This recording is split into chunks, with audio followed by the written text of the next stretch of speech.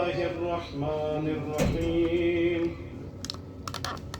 الحمد لله الذي لم يلد ولم يولد ولم يكن له كفوا أحد، والصلاة والسلام والتحية والإكرام على سيدنا ونبينا وطبيب نفوسنا وحبيب قلوبنا أبي الزهراء محمد. اللهم صل على محمد وعلى آله الطيبين الطاهرين المعصومين المظلومين، واللعنة الدائمة على أعدائهم أجمعين من الآن إلى لقاء يوم الدين. بسم الله الرحمن الرحيم. قال رسول الله صلى الله عليه وآله وسلم: إن لقتل الحسين حرارة في قلوب المؤمنين لا تبرد أبدا. صلوات. اللهم صل على محمد وآل محمد. ماہ محرم الحرام کی آج 11ویں تاریخ ذکر محمد و آل محمد کے سلسلے میں ہم سب یہاں پر جمع ہوئے ہیں، تو دعا کرتا ہوں پروردگار حضرت محمد و آل محمد، جس طرح نے ہماری تقدیر میں، ہماری قسمت میں یہ سال توفیق عزاداری سید الشہداء دی ہے، پروردگار آئندہ بھی ہمیں اس عزاداری کے ایام تک طول عمر عنایت فرما. ان جوانوں میں، ان بزرگوں میں جو بھی پریشان حال ہے، ان کی پریشانیاں دور فرما. پروردگار جن مومنین و مومنات نے، رشتہ داروں نے، دوست احباب نے ہمارے ذمہ دعائیں لگائی، پروردگار ان سب کی دنیا اور آخرت کی تمام حاجات پوری فرما. پروردگار الحق محمد و آل محمد، دنیا میں زیارت محمد و آل محمد نصیب فرما. قیامت کے دن اہل بیت کی شفاعت نصیب فرما. دعاؤں کی قبولیت کے لیے بآواز بلند صلوات پڑھیے گا. اللهم صل على محمد وآل محمد. اس سے پہلے ایک دو جگہوں پر اصحاب امام حسین علیہ السلام کی خصوصیات کے حوالے سے گفتگو کی تھی، تو اسی سلسلے کو آگے بڑھاتے ہوئے چند ایسی خوبیاں کہ جو اصحاب امام حسین علیہ السلام میں ہیں، شہداء کربلا میں ہیں، جس کی بنیاد پر امام علیہ السلام نے فرمایا: انی لا اعلم اصحابا خیرا من اصحابی، کہ میں معصوم امام ہو کر، حجت خدا ہو کر، علم میں نہیں رکھتا، میرے علم میں ہی نہیں ہے، اور علم امام کے دائرے کے بارے میں آپ خود بہتر جانتے ہیں کہ علم امام حسین میں نہیں ہے کہ حسین سے بہتر کسی کو اصحاب ملے. کیا خوبیاں تھی؟ ایک گناہگار، ایک خطاکار اور ایک کم علم ہونے کے باوجود اگر ہم تاریخ کا مطالعہ کریں تو کچھ ایسی خوبیاں ان اصحاب میں نظر آتی ہیں کہ جو اپنے درجات کے اعتبار سے وہ خوبیاں کمال پر تھیں. مثلا ان میں سے ایک خوبی فقاہت و بصیرت کی خوبی ہے.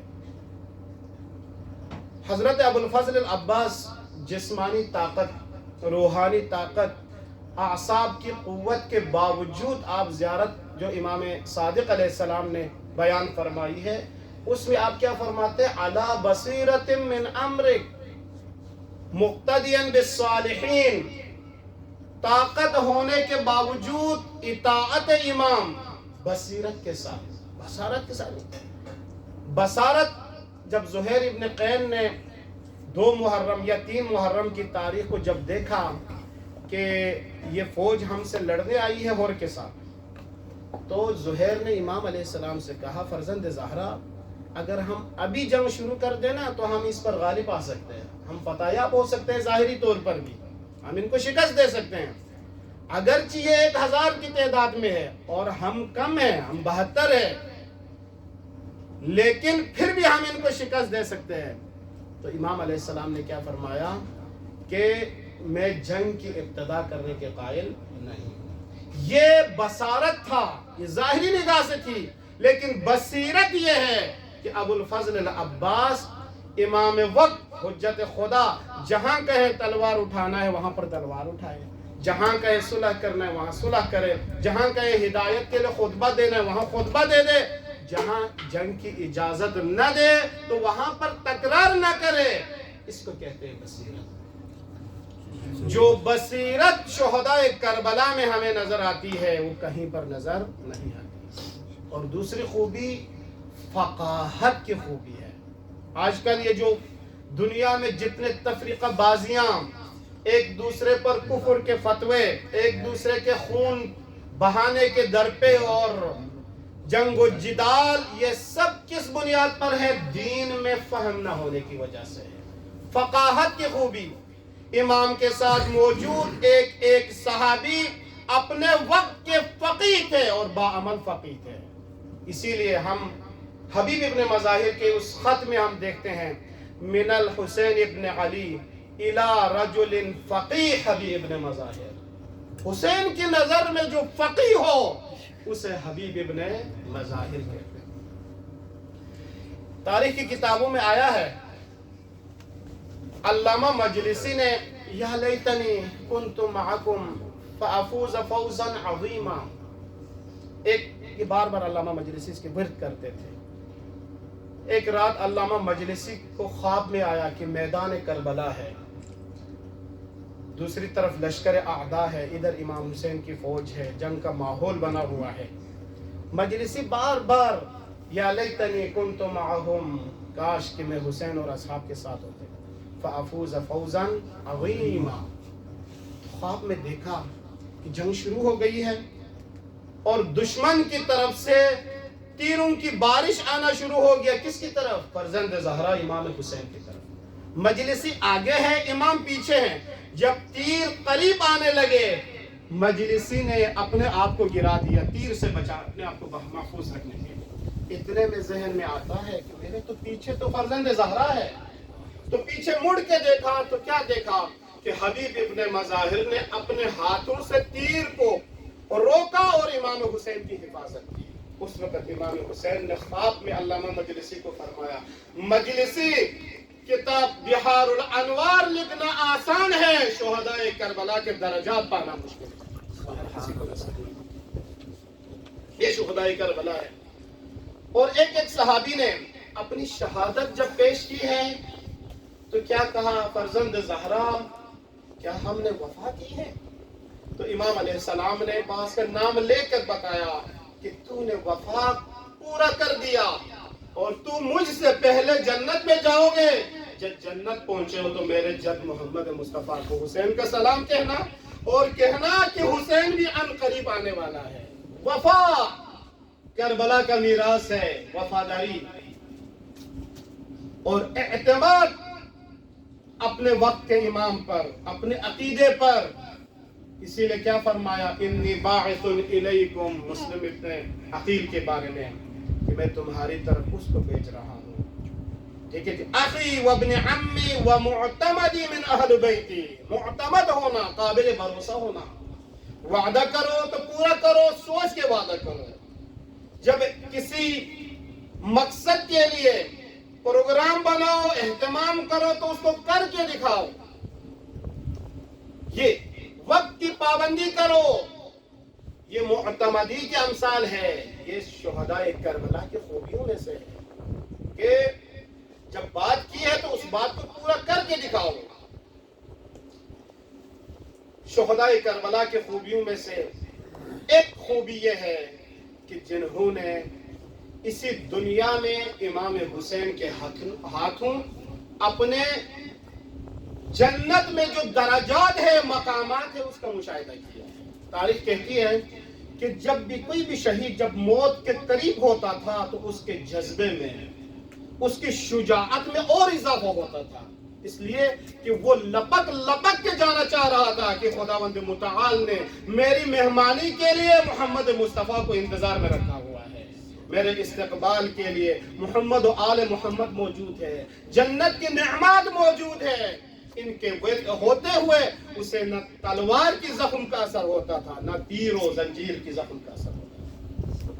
دنیا میں اپنی جنت کے درجات کا جو مشاہدہ کرے، ان اصحاب کو، ان شہداء کو شہدائے کربلا کے،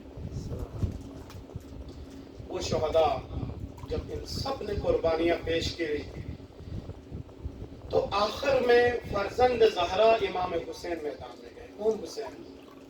حسین کی زندگی کا مصروف ترین دن، اگر تاریخ امام حسین کا مطالعہ کرے، مصروف ترین دن وہ روزہ عاشورا ہے۔ کیسی مصروفیت ہے؟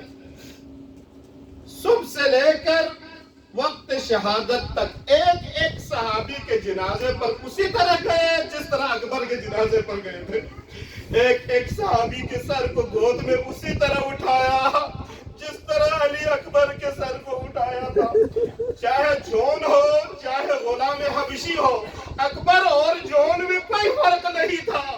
اس عادل امام کا نام، اس کریم امام کا نام حسین ابن علی ہے۔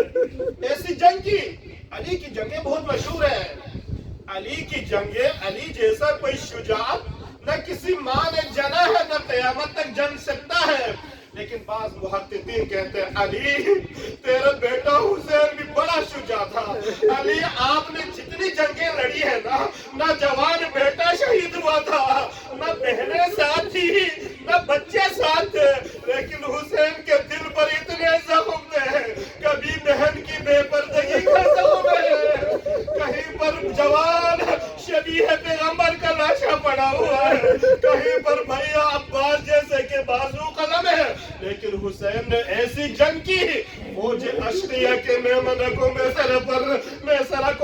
میمنہ پر ڈال دیا۔ اتنے میں حاطب غیبی سے آواز آئی، یا ایتھا النفس المطمئنہ، حسین تجھے جنگ کے لیے کربلا نہیں بلایا، تجھے پروردگار سے ملاقات کے لیے بلایا ہے۔ حسین نے لبیک کہا، لبیک کہنا تھا، سارے مصائب آپ سن چکے ہیں، ہر طرف سے تیروں کی بارش ہو گئی، حسین نے آخری سجدہ کربلا کی سرزمین پر ایسا کیا۔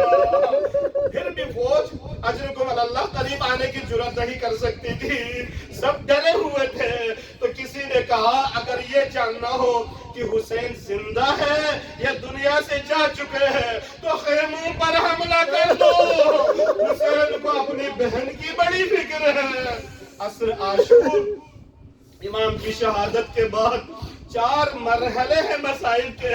پہلا مرحلہ یہ ہے ظالموں نے خیموں کو آگ لگانا شروع کر دیا، آل محمد کے یتیم بچے ایک خیمے سے دوسرے خیمے میں، دوسرے خیمے سے تیسرے خیمے میں، آخر پہ سب جمع ہوئے امام سجاد کے خیمے میں۔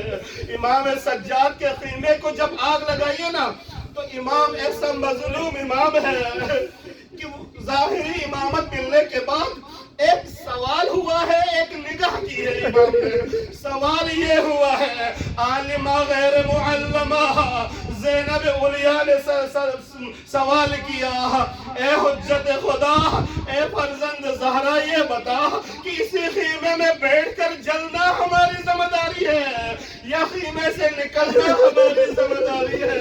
امام نے پہلا فتویٰ امامت کا دیا، علیکم بالفرار، آپ پر واجب ہے خیمے سے نکل جائے، اجرکم علی اللہ۔ لیکن امام نے اپنی امامت کی پہلی نگاہ میں کیا دیکھا؟ جب خیمے کا پردہ ہٹانا تو کیا دیکھا؟ ایک لمبا نیزہ ہے، عرش معلیٰ کے مزین حسین کا سر نیزے پر بلند ہے، اجرکم علی اللہ۔ اجرکم علی اللہ. حمید بن مسلم کہتا ہے کہ سارے خیمے جلے، آخری خیمے کو آگ لگی ہوئی تھی.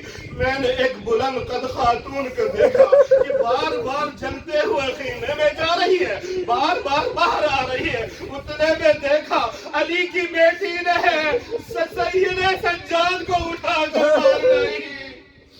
دوسرا مرحلہ کیا تھا؟ عصر عاشور دوسرا مرحلہ تھا کہ ان لاشوں پر گھوڑے دوڑانے کا مرحلہ تھا. ہر لاش کو پائمال کرنے کے لیے 2 گھوڑے کا انتخاب کیا، لیکن ایک غریب کربلا حسین کا لاشا تھا جس کے لیے 10 گھوڑوں کا انتخاب کیا.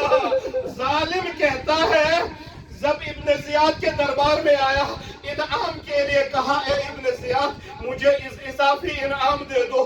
تو ابن زیاد نے کہا تیرا کارنامہ کیا ہے؟ کہا میں ان 10 افراد میں سے تھا. ہم نے حسین ابن علی کے لاشے کو پہلے پشت کے بل رکھ کر گھوڑے دوڑائے، پھر منہ کے بل ڈال کر گھوڑے دوڑائے. ایسے گھوڑے دوڑائے کسرا نہیں کہا، رفضا کہا. حسین کی پسلیوں کو، حسین کی ہڈیوں کو آٹے کی طرح ہم نے پیس دیا تھا. اجرکم علی اللہ، اجرکم علی اللہ. پھر دوسرا مرحلہ کیا آیا؟ ان سروں کو قتل کرنے کا مرحلہ. جب دیکھا نا ہور کے عشیرہ نے ہے کہ ہمارے عشیرے کے بندے کی توہین ہو رہی ہے، اور کا عشیرہ آگے بڑھا، اور کو نہ اس کے سرقت ہونے دیا، نہ پائمال ہونے دیا، اور کا جنازہ اٹھایا. شہدائے کربلا سے دور لے گئے لیکن کوئی اٹھانے والا نہیں تھا. تو محمد کا فرزند، زہرا کا لال حسین ابن علی کا کوئی حامی نہیں تھا. اجرکم علی اللہ، اجرکم علی اللہ. وہ جو اشقیاء نے یہاں تک بس نہیں کیا، رات کو جب دیکھا نا کہ آل محمد کی یتیم سارے تسبیح کے دانے کی طرح میدان کربلا میں بکھر گئے. زینب علیاء نے جب بچوں کو گننا شروع کیا، مختلف روایات ہیں. کسی روایت میں 15 بچے کم تھے، کسی روایت میں 17 بچے کم ہیں. اب تلوار تو ہے نہیں، سب کچھ لوٹ لیا ہے. جلتے ہوئے خیمے کا ایک لکڑی ملا، زینب علیاء نے اسی لکڑی کو لیا اور ام کلثوم کو ساتھ لیا. مہر علقمہ کی طرف نگاہ کر کے کہا بھیا عباس، اصحاب کے ہوتے ہوئے حفاظت کرنا اور ہے، سب کچھ جلنے کے بعد آل محمد کی حفاظت کے لیے علی کی بیٹی موجود ہے. اجرکم علی اللہ، اجرکم علی اللہ. زینب علیاء نے بچوں کو جمع کیا، پھر بھی ایک بچی کم ہے. وہ کون ہے؟ وہ حسین کی سکینہ. دونوں پھر نکلے، آواز دیتی ہوئی گئی تو ایک سربریدہ لاشا سے آواز آئی بہن زینب آواز کو آہستہ کیجئے، میری بیٹی میرے سینے پر کر رہی ہے. اجرکم علی اللہ، اجرکم علی اللہ.